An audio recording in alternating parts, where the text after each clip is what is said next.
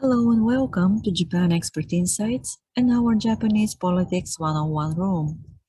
Every Sunday, Timothy Langley, Chief Executive Officer of Langley Esquire, a Tokyo-based public affairs consultancy, and host Maya Matsuoka bring to you the latest developments in Japanese politics.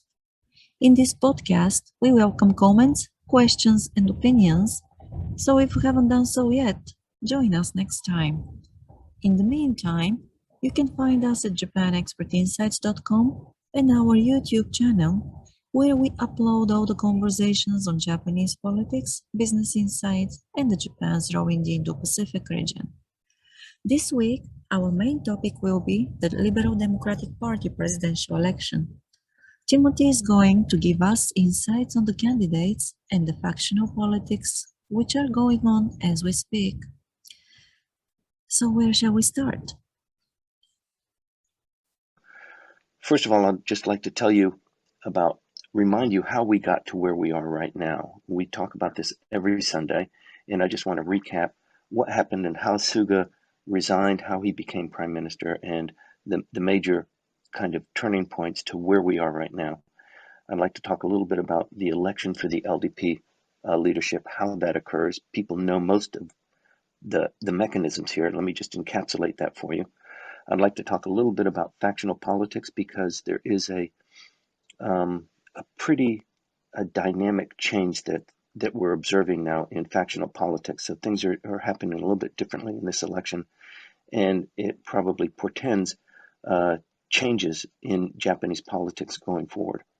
I'm going to talk about the four candidates that have all qualified. Noda qualified on Thursday, just in the nick of time. And so we've got four candidates. Normally, the policy positions of the candidates doesn't make a distinct, definitive difference. It's the definition of who the winner is guided by a lot of things, but it is important to talk about their policies on certain positions because it does add weight to how they're viewed and how they're weighed. I'm going to talk about who's going to win, and I'm going to talk about the diet vote to confirm who the prime minister will be. So everybody understands this already. The election of the LDP president is distinctly different from the election of the prime minister. And it happens the next day. So I want to talk about that, what that dynamic is, and it'll just make you more confident in analyzing and talking about what's happening as it rolls out with people who you confide in or people that you're talking to as a part of your daily business. So first of all, you will remember that Abe resigned almost a year ago, 13 months ago, on August 8th. And in just a few days after that, Mr. Suga was elected as the new prime minister, and it was a different dynamic, and it was a different process than the one that we're going through right now. In fact, when Mr. Abe resigned, there was a lot of confusion. He resigned. Why? What happened? Is he sick? Is he trying to run away from these scandals? And then just over the weekend, it was announced that Mr. Suga was going to be the prime minister. It surprised a lot of people. He was kind of a dark horse candidate because he was factionless, and he was the Kambo Chokan, the chief spokesman for the prime minister. So it didn't seem like he had all of the dynamics for being a strong prime minister. But the forces that decide these things kind of let him come in and live out the remaining part of Mr. Abe's term, which ends on the 30th of this month. So that's why that dynamic was important. In July, soon after, in April, maybe 4 months after he became prime minister, he visited the United States. That was a pretty big deal. He didn't play golf, but It was pretty much in the news, not so much in the news in the United States, but pretty much in the news in Japan.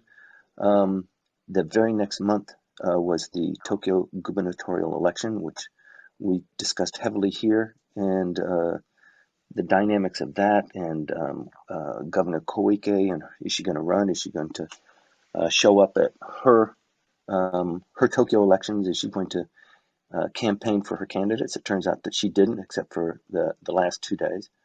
The very next month, we had the Olympics start. Then the next month after that, the Yokohama mayoral election, where Mr. Suga's candidate didn't win, and that kind of did not do very well for him. The same month, the Paralympics started. The next month, the digital agency was launched, and then very soon after that, in a couple of days after it was announced, Mr. Suga just said, "I'm not going to do it. I'm not going to try and succeed myself." That was a big shock to the system because there was a lot going on with him and Nikai, and little trial balloons that were coming up on a pretty daily basis. The Olympics ended, and now we are where we are today.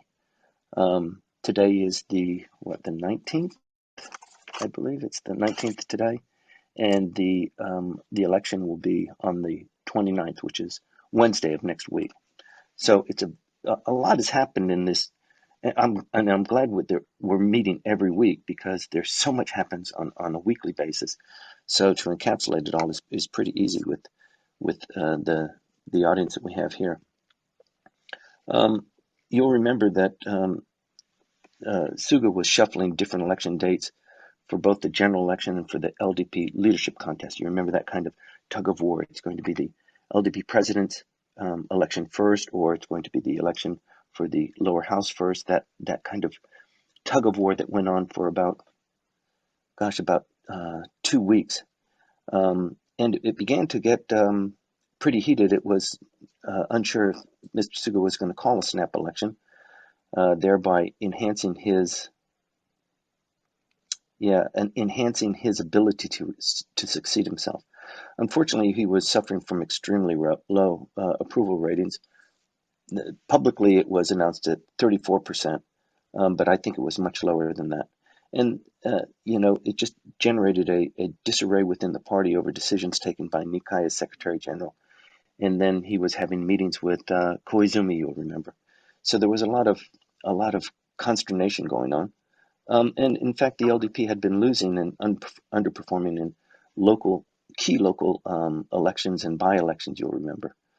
So the worries were that the lower house might become a referendum of Suga's ability to lead. And so the LDP was becoming fearful that this opportunity would be captured by him solely to secure his position, but the rest of the LDP members who were somewhat at risk in their election districts would suffer as a result. So, he read the tea leaves, and he just announced in some surprising way that he wouldn't be succeeding himself. That started, just 2 weeks ago. So the way it stands right now, the LDP is going to choose his successor.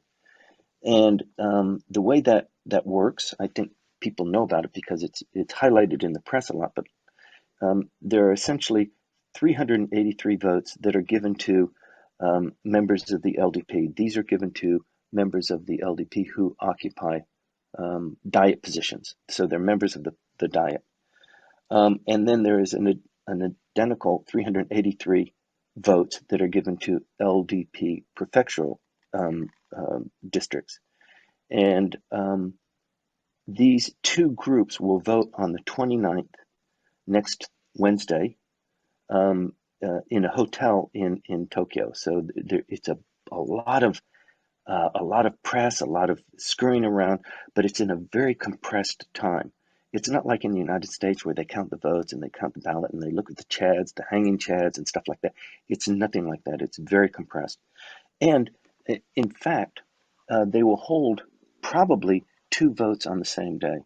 The first vote is for the selection or the counting of these 383 from Diet members and 383 votes from the LDP prefectural offices. And if there is no clear winner, and there are 4 candidates, so you want somebody to be a clear winner, winning 51%. It's very unlikely that out of 4 candidates you're going to get that. So if it's unsuccessful there, then it falls into another race where the 2 top candidates have a face-off, and that runoff ballot will determine who is going to be the prime minister, and that happens on the same day. So next Wednesday is going to be an extremely busy day. It's going to be full of a lot of press and tension and excitement, but at the end of the day, we'll have a new LDP president. Mr. Suga is still the prime minister, by the way. And the way that we get here, so we haven't selected who the prime minister is going to be. We've just gotten the LDP president. And as you know, in most of Japanese history, post-war history, the LDP president becomes kind of automatically the prime minister. But there's a process and there's a logic for that. And I want to explain that to you so that everybody understands what is the process and why factions are so important. And when you're reading the press or when you're watching news, you see the candidates, scurrying around and talking to faction members, or having meetings. These meetings, sometimes they're very short, 10, 15, 20 minutes, very brief, but it's a lot of horse trading. That's basically what's going on there. There are essentially 8 factions within the LDP. It's like a big circus tent. Everybody is somewhat aligned on a political scale, but it's mostly an amalgamation of people who have understood that there's great power and force in numbers, and so they get together like that. There's the largest is the Hosoda faction, which is the faction that Mr. Abe is in, and the second biggest is the Aso faction, the finance minister and deputy prime minister. The third largest is the Heisei Kenkyukai, which is headed by Takeshi Wataru. And I don't know if you're just learning this for the first time, but he unfortunately passed yesterday. He's the head of the Kenkyukai, Heisei Kenkyukai. It's a very powerful, very old faction. He passed away, and that's going to generate a lot of confusion. There's going to be a lot of fanfare, not fanfare, but remembrance about him. There'll be a funeral, big state funeral. That's going to kind of jam this entire process, because he was being lobbied hard to support the candidate of his choice too. The fourth largest is the Nikai Faction, and he's been playing a very pivotal role, but he's been quiet and holding his powder dry, because he wants to come out with the best possible outcome. So it's like the independents. There are 7 LDP factions, but there's a lot of independents that belong to the LDP too. And the other 2 candidates, the female candidates, belong to the independents. They are not members of any political faction, which is a bit of a plus, but it's a bit of a demerit to them as well. And I think with that, it's kind of inevitable that the 2 top contenders, the 2 candidates that probably have the largest likelihood of succeeding, at least in round 1, and having the runoff, are the candidates who belong to established factions. I don't think I need to go too much into the 4 candidates. Everybody knows a little bit about them. We can get into them in deeper detail or profile in the Q&A, but it is Konotaro. He is a 8-term member of the lower house. His father was very prominent, in fact, the Speaker of the House before he retired. And so I think that's one of the advantages that Taro has, is that it's not just him. It's like The other candidates they're running, they have mentors, they have people that believe in them. But Konotaro, I mean, his dad was Speaker of the House, who still has not collected on um, all of the favors he has done for people over a career spanning 30 years. Um, and since he retired and his son took over, he's still in a position to influence people and to collect favors and to do things for people. So that really goes to Kono's benefit. You have Fumio Kishida, who is, um, gosh, it's back and forth. You can't just say that Mr. Kono is going to win because he speaks English and he internationally he's good and he had two, maybe three cabinet portfolios. Because Kishida is, really liked by the rank and file. He's done a great job within LDP politics and with the older established members of the parliament. Kono, being a little bit younger, um, appeals a little bit more to the younger faction, but you just can't say one way or the other. And also, Kishida has been in the Diet, 9 terms. So one more term, it does make a difference at this stage. Uh, Takeshi Senai is the third, and these are kind of in actually a rank that I've put together. I think she trumps Seiko Noda, and that's why she's number 3 in my presentation. But she is a career politician. She married a politician, then became single again. So she's just devoted to being a politician. She's really good at it. Not many people know that before she became a politician, she went to the United States. She received a congressional fellowship, and she served in the office of I think Pat Schroeder. I'm not sure what. I think she might be in Arizona House of Representatives, but Pat Schroeder is a very popular uh, um, uh, U.S. politician, and she served. It's kind of like a Gin Hisho, which is the position that I served at, but not quite. But still, she went as a Japanese national to work in a congressional office. That's a pretty big deal, and that says something about her and her personality and her direction. She's more right leaning than even Mr. Abe, so that kind of dictates her position on a lot of issues, and it also kind of separates her from a portion of the LDP that prefers more of the peace constitution, which gets us to Seiko Noda, who is of that kind of blend. She's more on women's issues, on social issues, more on the peace constitution, and not embellishing on defense spending and changing the constitution.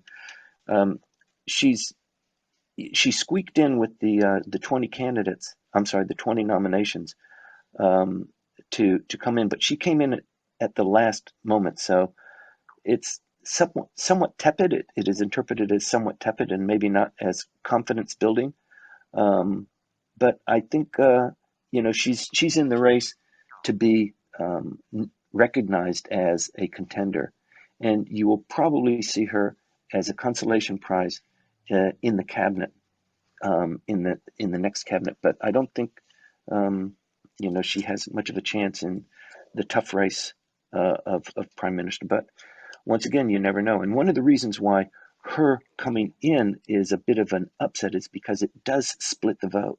So when you have 4 candidates, even though among Kishida and Kono you have some sort of separation, having a 4th candidate there has the ability to take away some of those votes. So the calculus is very complicated, and you really can't take a stand and say who is going to win at this particular point in time.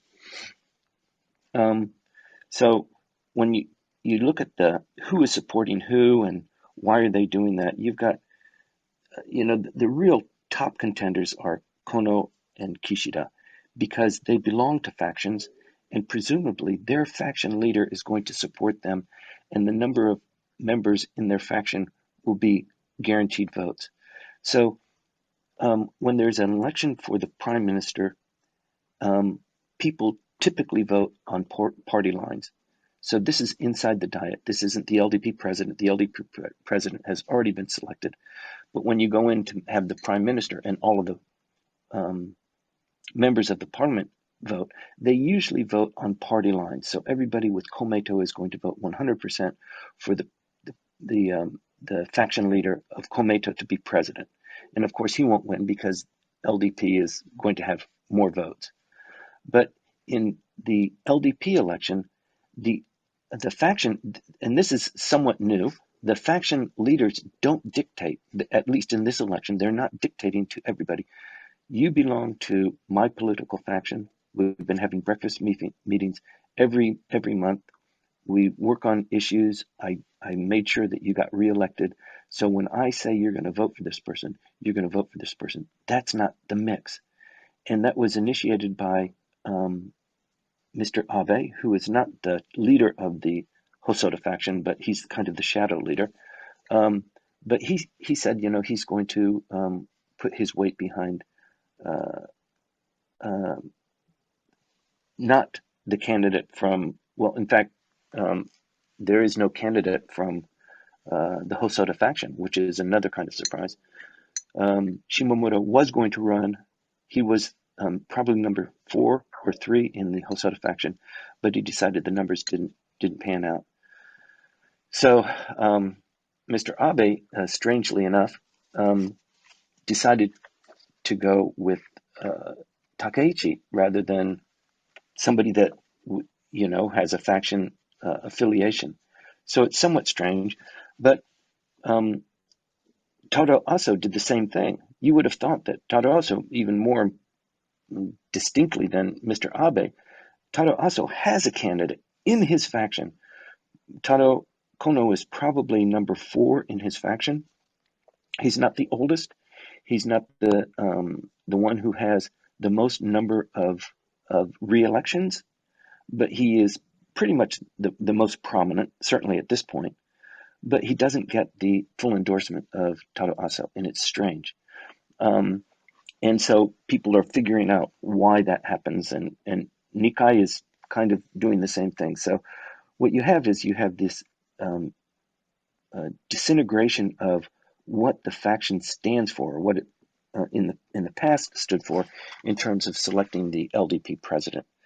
This is something new, and we can get into why and how. It's probably just an outgrowth of these older fellows who are faction leaders not wanting to give up that pole position that they possess. When you get the younger guys in, then there's going to be some shaking up. And especially with Konotaro, the impression is that he's going to shake things up far more than Kishida, which means that probably the older fellas are going to go with Kishida, and Konotaro is going to get the younger votes because they want more change. So a lot is going to be dependent on between now and election date, because how does Taro diminish that impression that people have, and how does Kishida enhance that impression that he already has? And the reason why that's important in this very limited period of time that we have is because although public opinion and the impression of the public on the candidates is not determinative, it is a huge wind that propels them one way or the other. And so within these next few days, you're going to see trial balloons, you're going to see public pronouncements, you're going to see them saying things about, maybe a supplementary budget or a position paper that they decided to take. And Konotaro just did a couple of days ago about same-sex marriages and about women being able to use their surnames after marriage. So he's starting to make that, and you will see that more and more. And probably you'll see it more dramatically with the 2 female candidates, because they have to scramble. They have to somehow separate themselves and make them much more attractive than the other 2 that are kind of taking in most of the limelight. So like I said, there'll be a vote for the LDP president on the 29th, which is Wednesday. Then on Thursday, there will be a joint meeting of the House of Representatives and the House of Councilors. They will both vote for the Prime Minister. So the House of Councilors will vote, the House of Representatives will vote. Those votes are public. The votes that are voted for in the LDP are secret. So even if your faction leader says, I want you to vote this way, sure, boss, I'm going to vote that way. There really is no way of telling. It's a secret vote. In the Diet, though, when we're voting for LDP president, it is public, but kind of it doesn't matter because you're voting along party lines, strictly along party lines. And if you don't, you're going to be ostracized and probably kicked out. And people are going to know about that. But in any event, the election for the prime minister, it's a single vote, and that probably will happen. So the 29th is the LDP election. The 30th is the election for the prime minister. And that's when the votes of the upper house and the lower house will all be calibrated. And on that day, on Friday, I think it's Thursday perhaps, it's on Thursday, the prime minister will be selected. This will be a big day in press, in international news. The prime minister will be selected. But it doesn't stop there, because the cabinet that he has is not his cabinet. And probably since it's Thursday and Friday, Saturday, Sunday, probably he's not going to announce his cabinet on Friday. So the government hasn't quite been launched, and the Diet is not in session. So the prime minister will collect his cabinet. Depending on who wins, there will be some cabinet changes, definitely, maybe even most of them, because all of this time that we're in right now, where the candidates are talking to people, they're saying to Nikai, they're saying to Abe, they're saying to these faction leaders, if I win and if I get your endorsement, if you just say on the press, if you just do this, then I'll make sure that you get a cabinet post. And the person that they're talking to says, well, that's great. I'd really appreciate that. But I have my eye on this other cabinet post, I'd like Minister of Finance. How about that? Well, yes, sir, but I've kind of already promised. So that's the kind of horse trading. And it's, boy, if you could be a fly on a wall and listen to these, can you imagine being the candidate and now you're prime minister and you have to pay out all of these debts, all of these promises that you made?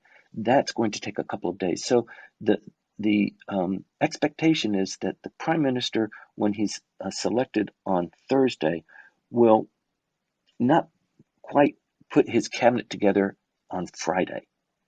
Then we've got the weekend, but maybe on Monday or Tuesday, there will be an announcement for the cabinet. And when that announcement comes out, then you can kind of see in the tea leaves, you're going to know pretty much how he was elected as a prime minister and who was most helpful to him by the selection of the cabinet. So in the newspaper, it always has a picture of them coming down the stairs in the prime minister's office, and they're all wearing their, what kind of tuxedo is that called? Their morning tuxedos. And, the women are prominent because they're not in tuxedos. And the picture is just really a dynamic. It's like studying, the North Korean lineup on the parades. Their position, where they're sitting, where they're standing in reference to other members, is indicative of a lot of things. So people study that photograph very carefully. So that is expected to be Monday, maybe Tuesday, it could be even Wednesday. But a lot is going to happen in that very brief period of time. I've gone on now for exactly 25, almost 30 minutes, and I'd like to open it up for questions and comments. This is a really exciting time. I'm so grateful, Maya, that you first started this room. I was convinced by you to do this, so I appreciate you doing that. But I think it's a great value to the community and to not just the audience, but to show people what's going on, what's happening, why it's happening, because I think it's important for all of us. And I'm so grateful for the opportunity, and I'm really grateful for everybody who comes into the room and provides comments and suggestions. And it's a weekly room. It's your room. So with that, I'd like to turn it back over to you, Maya. Thank you very much. Thank you, Timothy, and thank you for agreeing to be here every Sunday morning. I know it's not easy, and hope you have your cup of coffee now with you. Right. Well, with this, I would like to invite people. If you have comments, I'm sure that some of you probably have different observations and would be will be willing to share them with us. And while we are waiting for you to raise your hands and let us know that you want to join us here as a speaker. And I just while I was listening to Timothy, I thought a few thoughts came to me. So it's really interesting. Timothy, you didn't actually touch upon the changes in the secretariat of LDP, because we know that the president is going to change. And at the moment, the Secretary General, Mr. Nikai, is probably going to step down. Or if he doesn't step down, he will probably made to do so. And I wonder whether you have any information about, the candidates for those, well, first the Secretary General and then the other 3 or 4 very important positions within the party. And of course, also there is another thing, it looks like it's almost certain that we're going to see a ballot on September the 29th. So it's going to be really interesting. But one thing which to me looks like a trend, so we have seen it during this past 1.5 years, I think, is that fragmentation within the factions of LDP. So, as you said earlier, so the members of the same faction are not going to vote for the same candidate. So, do you think that this is a trend which will continue, or is it something which is happening just for this election? That's a mouthful. That's like, remember last week, Jovan had a question. Is Jovan in the audience? He asked a question and it contained like 30 subparts. Um, Thank you very much, Maya, for putting me in this position. First of all, about the LDP party posts, you'll remember that one of the reasons why Abe and Aso, before Suga announced that he wasn't going to run, Abe and Aso were very, very tightly combined to get Nikai the hell out of there. And the reason they wanted Nikai out is because as the Secretary General of the LDP, he has enormous power on not just identifying the individual to run in a particular election district, but he has also the power to earmark how much funds that they deserve because of the contention of that particular seat.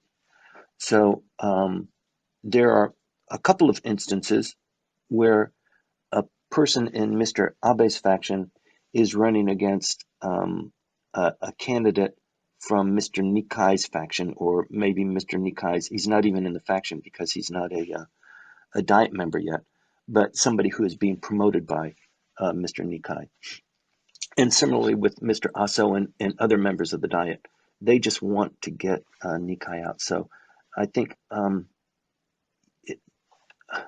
you can't even say definitely Mr. Nikai is not going to be in that position, because you never know. He does have a political faction. He has weight. He carries weight. He can call in favors. He's got members who would more likely than not do his bidding if he cajoled them enough. And it could be that he holds that swing vote. And when you hold that swing vote, you can extract something from it. So there are 4 major political positions within the LDP that are determinative and highly sought after. And then on the cabinet post, any cabinet post is it's just worth its weight in gold. Because once you become a minister, from then on, you have graduated from being called sensei to be called daijin for the rest of your life. So that makes a huge difference. Even if you're, later in your years, you're running for election at a tough election, and other people who are coming on, when they introduce you, as daijin and not as sensei or as the candidate, and that carries a terrific um, subliminal weight. So the horse trading is not just those four key positions in the LDP. There are lots of other ones, but it's also not just the cabinet portfolios, because there are lots of seats within different committees. And reflecting on one of the other of your 20 questions, um, the the dynamic of the factions. So factions are not zoku. So on policy, it used to be that the political factions there were clubs. We talked with the faction leader. There was breakfast maybe once a week. When I was a diet secretary, there was a morning breakfast once a week with the entire team, and every member went. They sat at a table, and they were assisted, almost all of them, by their diet secretary. So I attended with my guy, and we would sit in other areas of the room, but we're still in the same room, hearing the same speeches, listening to the faction leader, talk rah rah or talk about issues or badmouth somebody. It's all in the same environment, and um, the factions had an ability to keep cohesion among um, the faction members, and not everybody, but most everybody, would vote according to what they've been talking about as a team.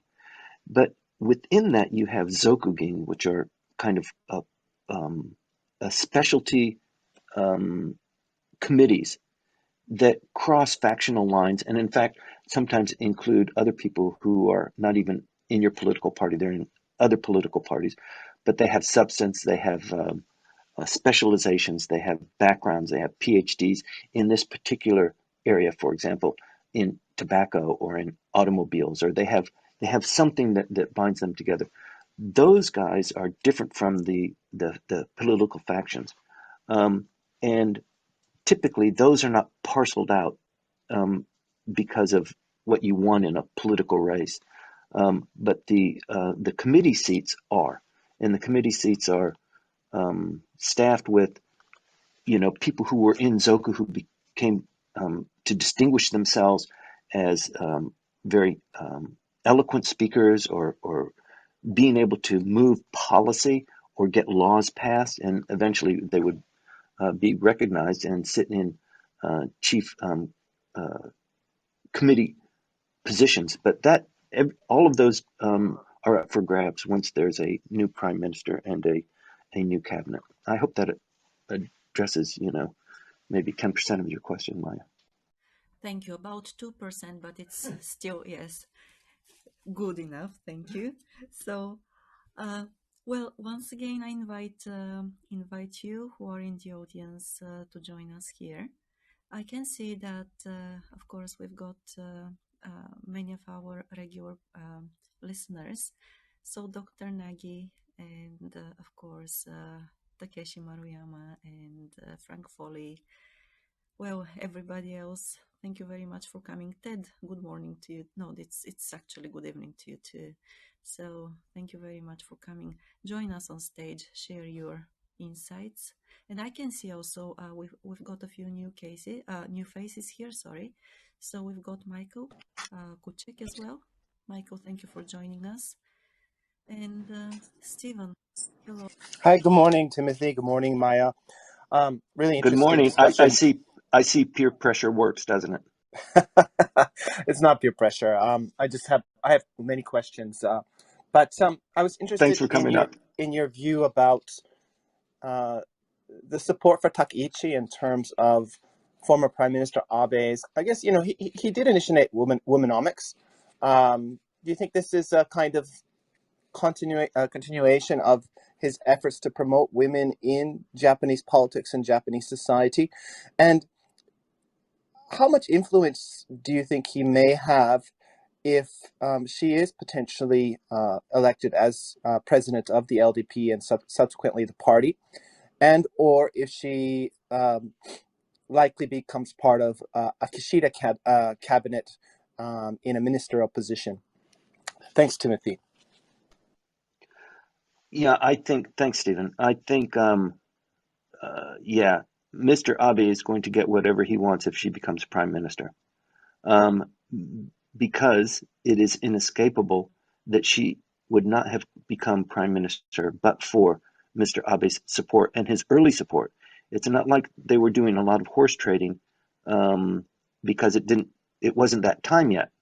He came in right out of the chute and said, "I support her."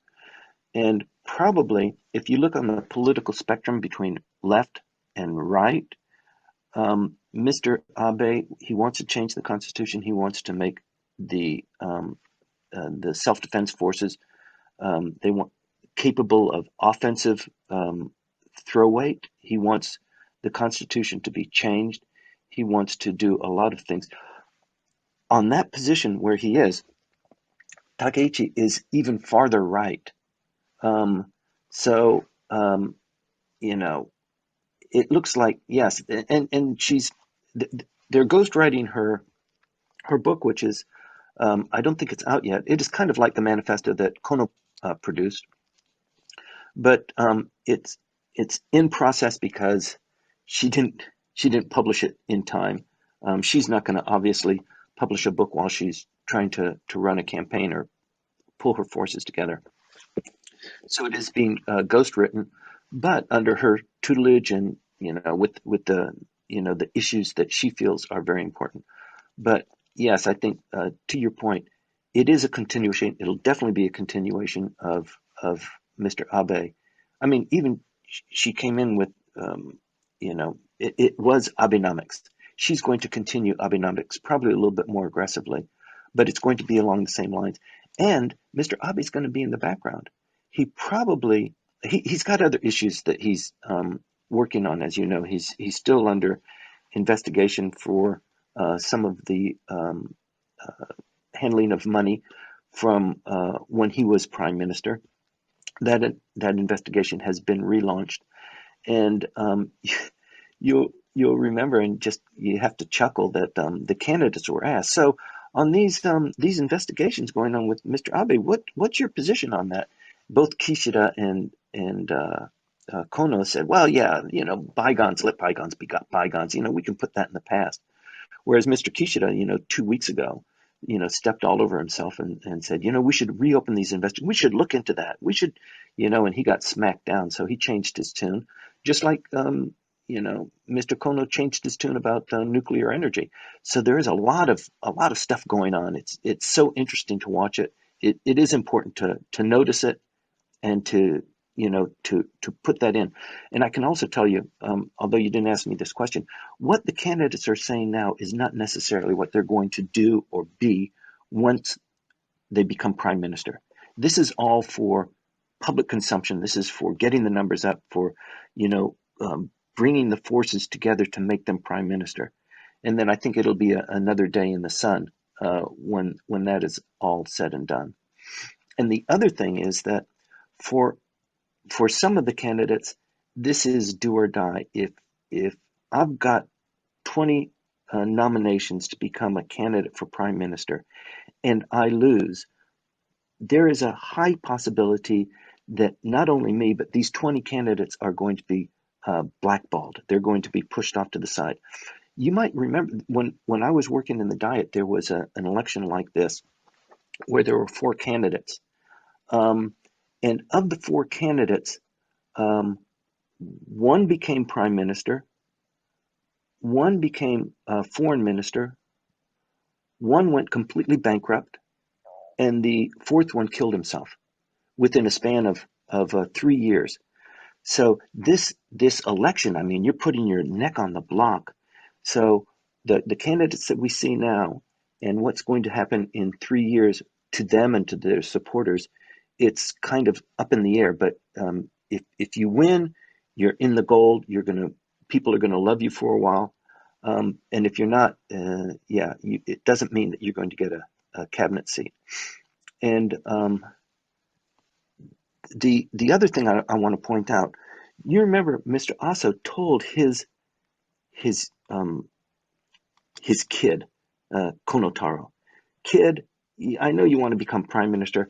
I don't think you should do it, and I don't think you should do it because it's not going to be a long term. Whoever's going to be prime minister is going to be a short term, and I think you should hold your horses and maybe do it the next time around. So you have to pay attention to that too. Somebody knows something that not everybody knows. So Konotaro thought that's great advice. Oh man, I appreciate it. You've been like a father to me for all these years, but I think this is my time. If I don't grab it now, it might be a long term, it might be a short term, but I think I need to go for it. And that probably is the reason for the breakup between Mr. Aso and Konotaro. It's not a complete breakup. It's just like, I endorse you, and I'm just going to tell everybody, vote with your own heart. That hurts, but I think that's the kind of factional politics that we have now. And depending on how this race is run and who wins, it could be the beginning of the end of some of the factions. It could be a breakup of the Hosoda faction, which is the largest faction. It could be the breakup of Nikai faction. Takeshi faction is up for grabs with the passing of their mentor and their head. So a lot is up for grabs.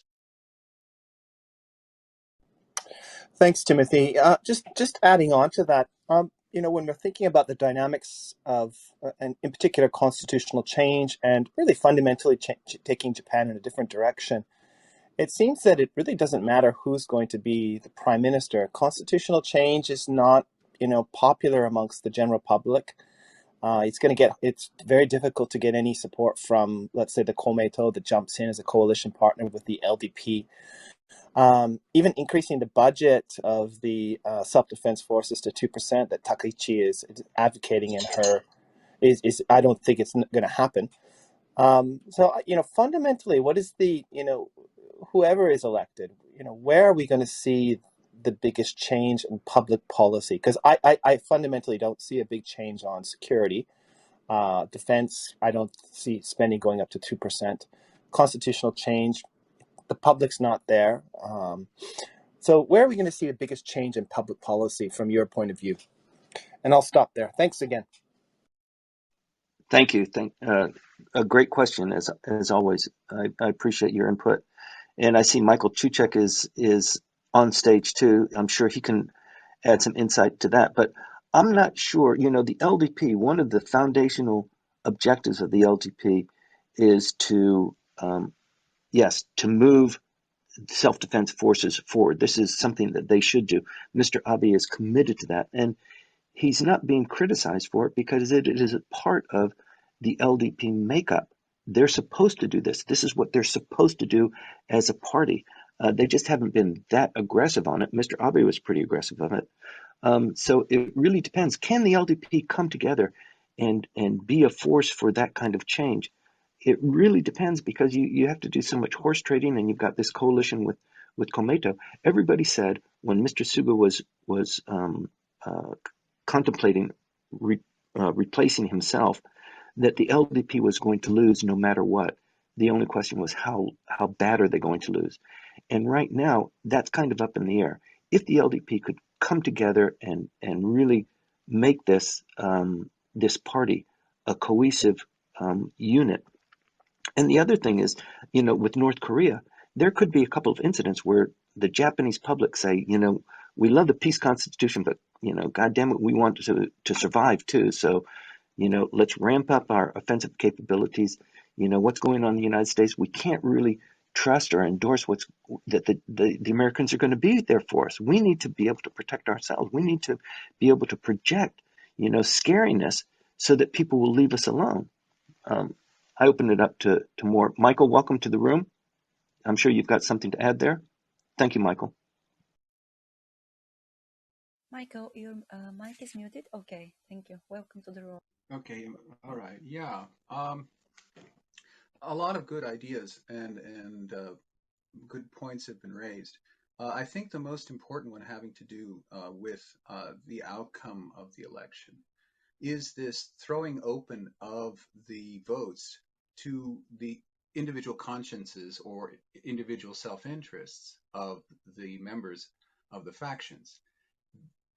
That is revolutionary. And this It's so election, huge, isn't it?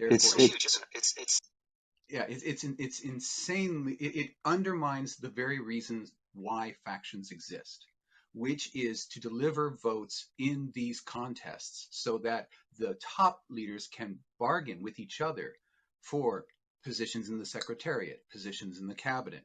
That I will be able to deliver on election day my people is the fundamental promise of and behind the faction. By throwing open the election, which is not actually what the faction leaders wanted, this has been forced upon them by their own members. They're merely acknowledging the fact that they have lost control of particularly the third termers, the persons who lost their seats or were not elected in 2009 and then came the most vulnerable. Yeah, they came in a low participation rate 2012 election, and they saw the numbers when Suga was in place and knew that if there was a bump up in voting rates, they would lose their seats. And they are driving the process, not the faction leaders. So this is a very different election than anything we've seen. That's my point. That's all. Thank you. Welcome to the room. Thanks. Hayato, you've got something? As always. Oh, hi. So this is what and I see, right? One is like you mentioned, like ASO advised Kono that don't run because even he wins, it will be short term, right? So the way that I kind of see is first, like this Kishida is very popular. He's very capable. He probably is the most qualified to become the next prime minister, but he has no power behind, right?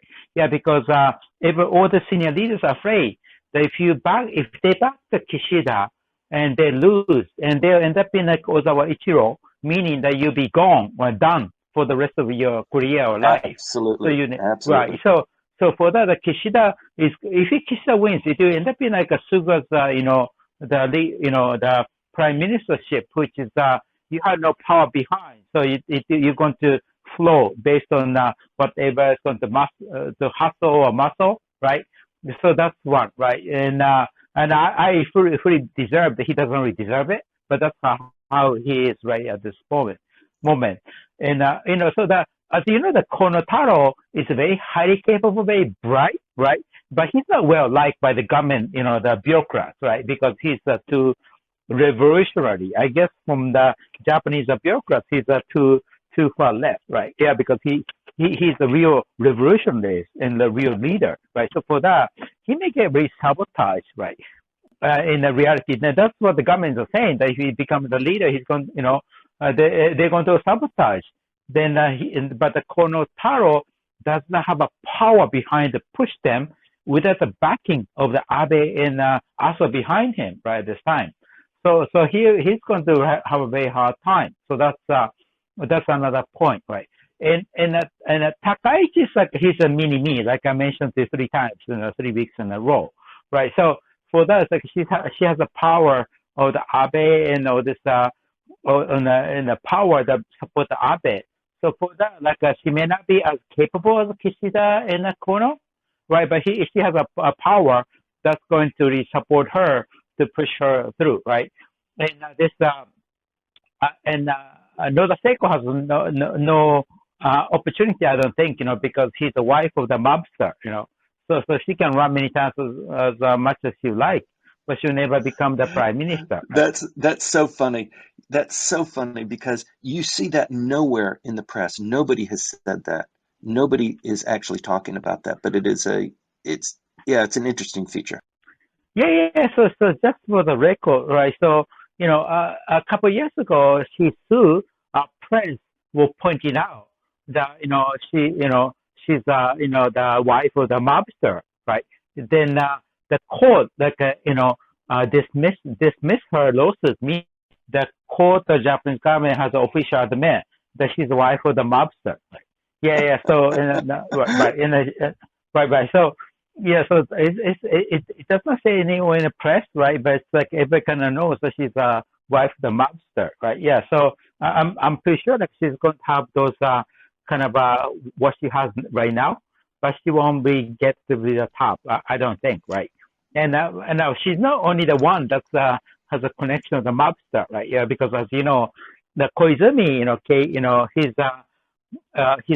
his father is like head of the, his support group was a member of the Inagawa Kai, right, which is a big mobster, right. Then also like Takeda, who is a Somusho, like minister. Yeah, he's supported by this Kudo Kai, right. So if you want to do investigative report on him, you get kidnapped and locked up overnight and be told that don't ever come back and stop doing whatever you're doing, right? So, so this thing happened, right? But it's no big deal, right? It's Japan, right? Yeah, But I think your hair would catch on fire if you actually knew the number and the influence of the various families in Japanese politics. But it is a feature. I mean, they are a component of Japanese industry and economy, and they have a voice and they have a role. And yes, they do attempt to weld political power. You can't get out of it. I remember Michael Chuchek and I had a talk about that on Tokyo on Fire many months ago, and it's so delicate. Yeah, but it's sometimes it's more polite just to leave it alone because it raises more concerns than it solves. right, that's correct, right? Yes, in the real election, those guys may organize this gather with the voter and put in the box and do the vote, right? So they can deliver the vote for the politician, right? But let's leave that, right? Because I don't want to be chased by those guys either. Right? But that's So, really interesting topic. It is a well, great topic. Thank the you way it very is, much. right? Yeah. Great Well, analysis. last one point, right? So Sure. LDP member, like it has 383 voting members, right? And all these are so they are all trying to survive themselves politically, right? Yeah, because if they lose the election, they just lose, being a politician, right? Yeah. So for that, like each candidate, is going to be faced as to, what, which one they're going to choose based on proportion from the four candidates, right? That's a combination of this, their support, right, and a political position that will help them with the next election, re-election, and the money, right? Yeah. So for that, and this right now, what is Takaichi has been raising, this support very quickly because Abe, Abe is the one that's calling directly himself. And he has a checkbook of this Keidanren, like Nippon Steel, Japan Steel, and Hitachi, Toshiba. Those guys gave Abe a big checkbook, right? Yeah, so Abe can just tell this any of this 803 members how much you want, and I want your vote, right? That's the way it works, right? It's not just money, right? Because money alone does not get you re-elected, right? Yeah, so if you want a business to come into your election, what is the LDP support and what can we do, right?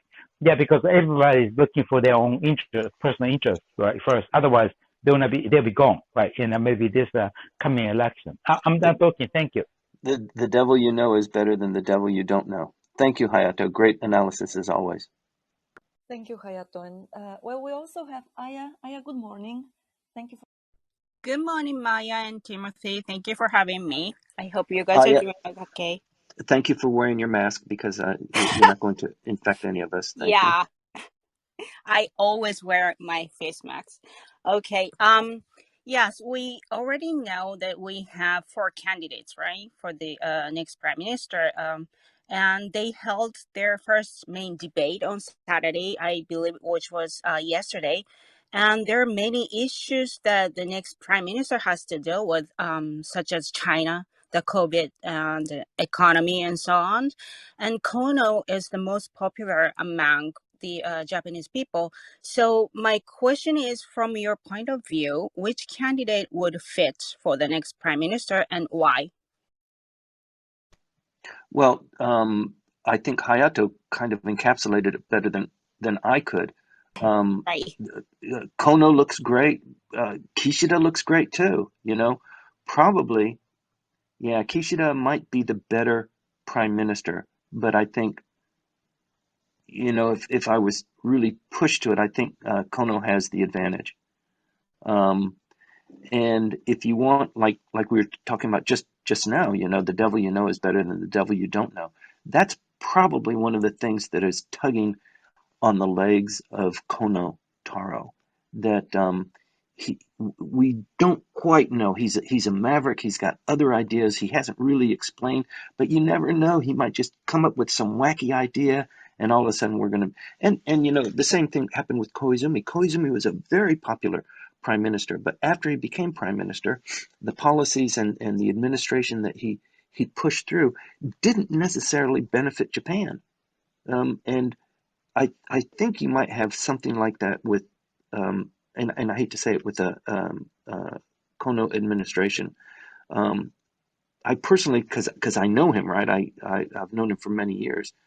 Um, I personally would like to see him become prime minister, but yeah, it's a tough call. It's a very tough call. Thank you, Timothy. Thank you for protecting. Well, thank you, Aya. And once again, let me tell you that you are welcome.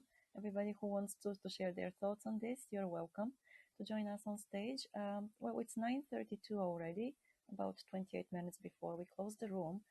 Of course, we can do it earlier if we have exhausted the questions and comments. Okay, we've got Hiromi. Let me get you on stage. And I'm going to close the hand permissions at about 9:45. So please be warned and ahead if you want to talk with us. So Hiromi, good morning or good evening, depending on where you are. What are your thoughts this morning?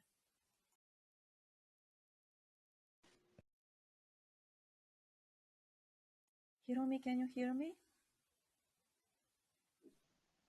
Please put your mask on first. Okay. Timothy, you're so funny. Where is yours, by the way? Well, since I'm on the ocean and there are no people around me, I don't have my mask on. Oh, that's a great excuse. Right. Okay, so while we are waiting for Hiromi to come back, I want to invite Yuka to share her thoughts and comments. Yuka, hello. Hi. Thank you again. Thank you for the Thank great you. session again. So again, warning. I have established I'm like a first grader in the Japanese politics school system. So bear with me again. But I really like to learn, as I stated earlier. So this Nikkei Digest, Nikkei newspaper, has a very interesting kind of chart.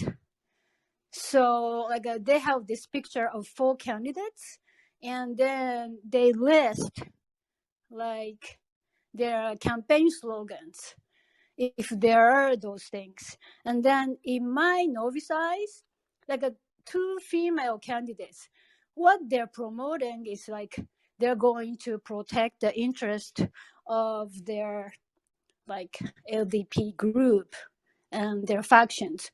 And the female candidates, they had more detailed slogans, a peace and even sustainable energy and economy. Like you said, because do they have to do that because they don't have their backing of their factions? That's why they list more detailed campaign slogans as we see in the States? Let me give you my 2 cents, and then I'd like to ask Michael to weigh in too. The campaign slogans, it's kind of like a pledge in the United States, but not as tightly, I think. I think the way things are done and said and evaluated here in Japan are a little bit more loosey-goosey than they are in the United States. And I don't think the press for a prime minister, they're not as dogmatic or as attack dog about pronouncements that were made during the campaign and what you're doing now and what policies you're pursuing. But I think for the women, yeah, maybe a little bit more detail oriented. You can tell, by the way, Konotaro has a very great speechwriter. He's got somebody that's taking a look at his appearance and the suits and the color of the tie that he's wearing, and he doesn't have that ridiculous watch anymore with a big yellow band on it. He's really looking sharp. He's looking presidential. The way that he speaks, I think he's getting a lot of coaching. For the women, especially with Noda, I think they haven't really.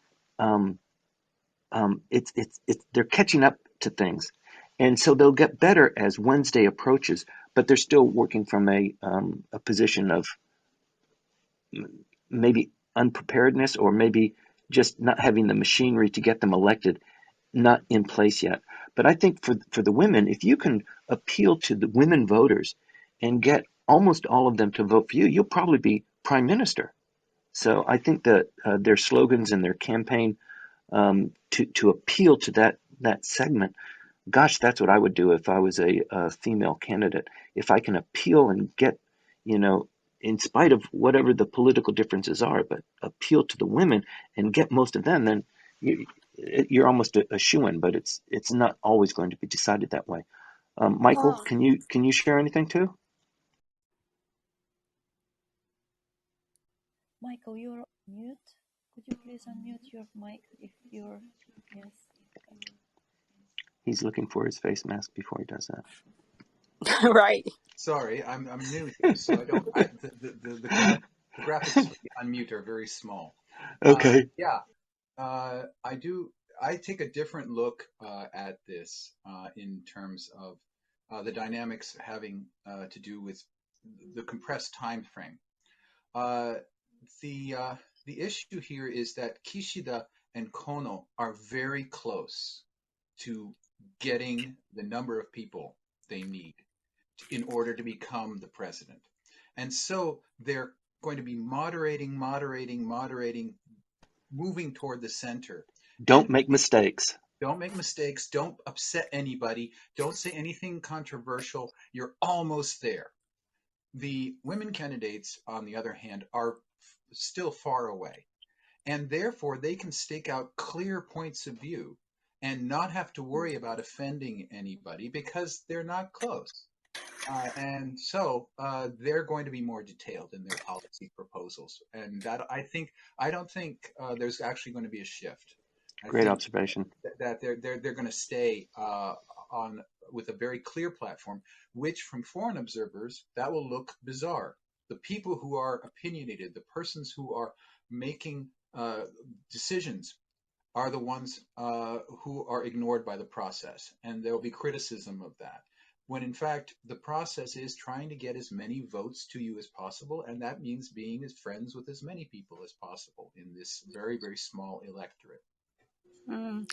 So the why? Okay, so this is another question.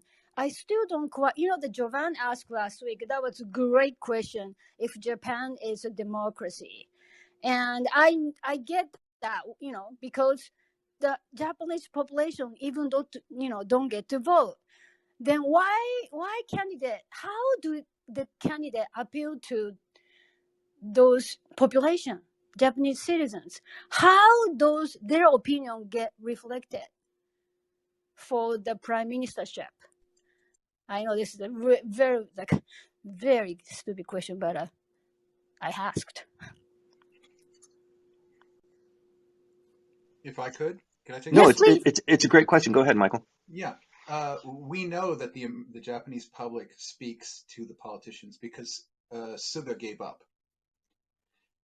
There is no functional reason why he couldn't run again, except that the Japanese public in public opinion polls told the LDP, if this man is your leader, you will be defeated in the House of Representatives election.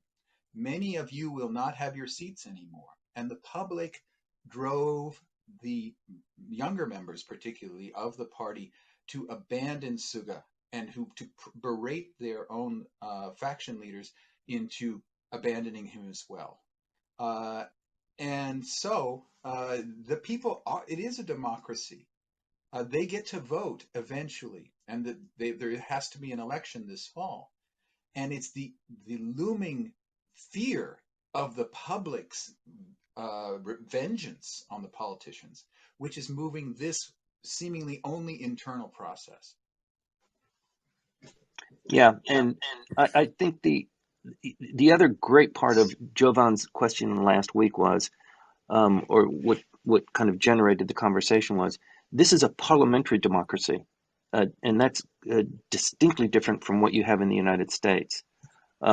So as a parliamentary democracy, as the prime minister, Hiromi, you found your mute button. As a parliamentary, you've got to be elected by your other diet members to be the captain or the leader or the person who coalesces your voices. So it is quite a bit different, and we're seeing how that difference is laid out in the election of these leaders. But anyway, let's move on. Yes.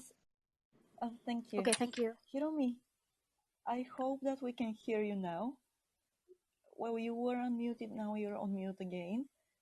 Would you like to join the conversation now or wait a little bit?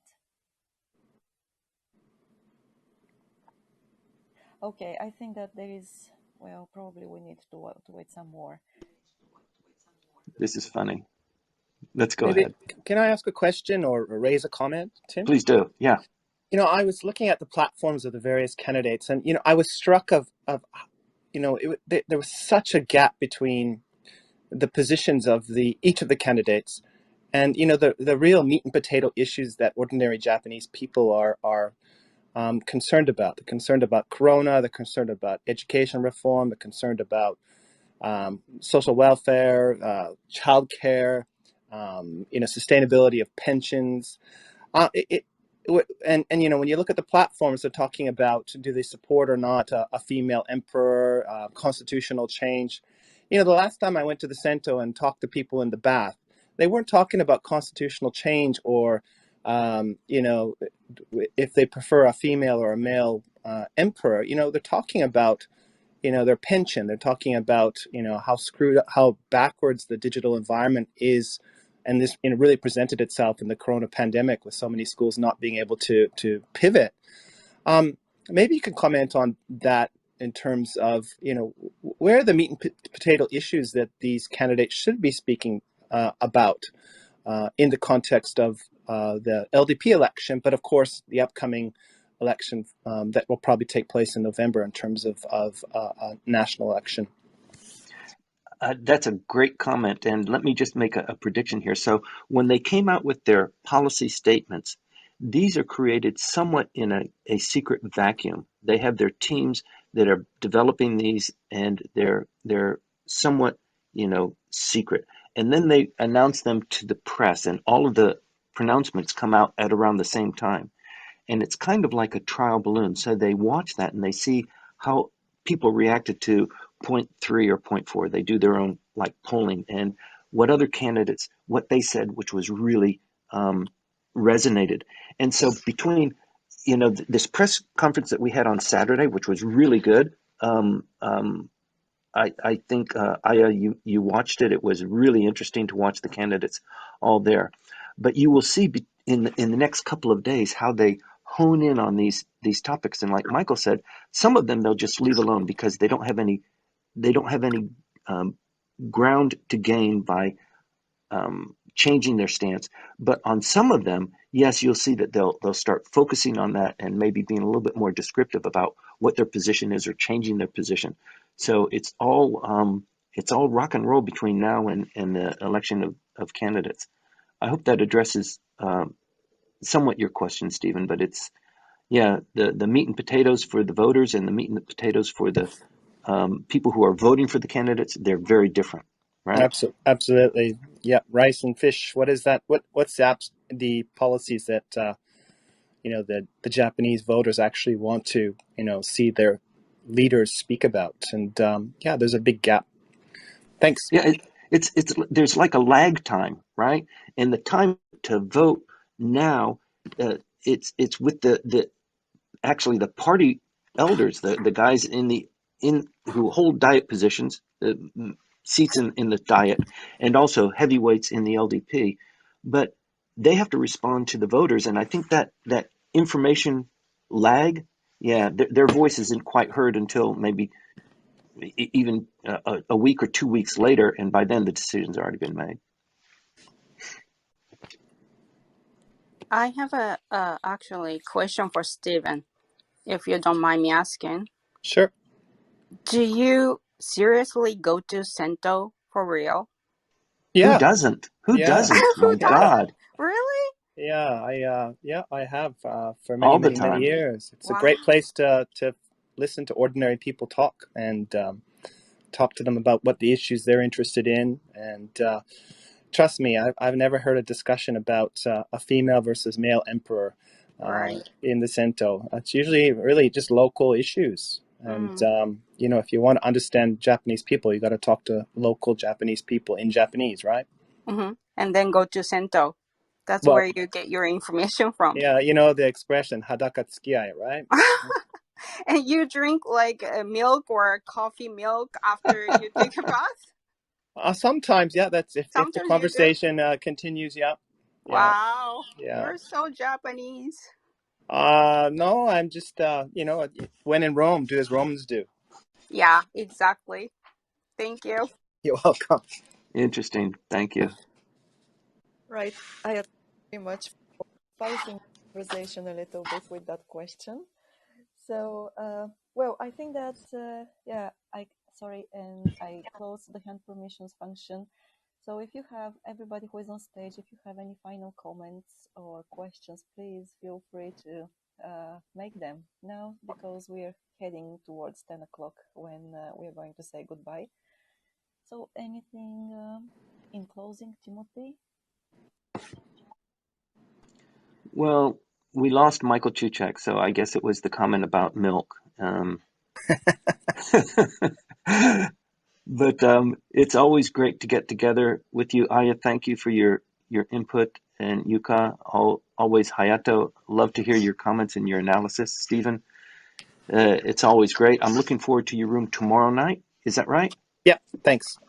We're going to talk about AUKUS and the Quad and a whole bunch of other initiatives that are happening under the Indo-Pacific region, and what Japan thinks about all these things. Yes. So the room tomorrow on geopolitics in the Indo-Pacific and Japan's role in it, it will start at 8 o'clock. Sorry, 8 o'clock in the evening, and Stephen is going to be, of course, our main speaker. But please join us and let's continue the conversations about the region this time, not only about Japan. But of course, there will be a lot of insights about, as Stephen said, what of it and so on. Maya, so is that room Yes. recorded as well? Because it's too early for me. Yes, it's way Yuka, early for me. It is recorded, and the recording is uploaded on online later. So you can actually get announcements for that, either on LinkedIn or also on Twitter. So we're, yes, okay. Okay, got it. Okay. You're welcome. Okay, thank you so much. You're welcome. Thank you very much. And thank you, Maya and Timothy. This is a great room. So, yeah, I really appreciate it. Thank you so much. This was Japan Expert Insights room on Japanese politics. Thank you for coming and staying with us today. We will be on air next Sunday at 8:30 in the morning, Japan time again, so join us. Until then, you can find us at japanexpertinsights.com and our YouTube channel, where we upload all the conversations on Japanese politics, business insights, and the role of Japan in the Indo-Pacific region. If you want to stay informed about our upcoming events, you can follow us on Clubhouse, LinkedIn, and Facebook. Again, we're looking forward to your joining us next week. Until then, stay well and enjoy every day as much as possible. See you!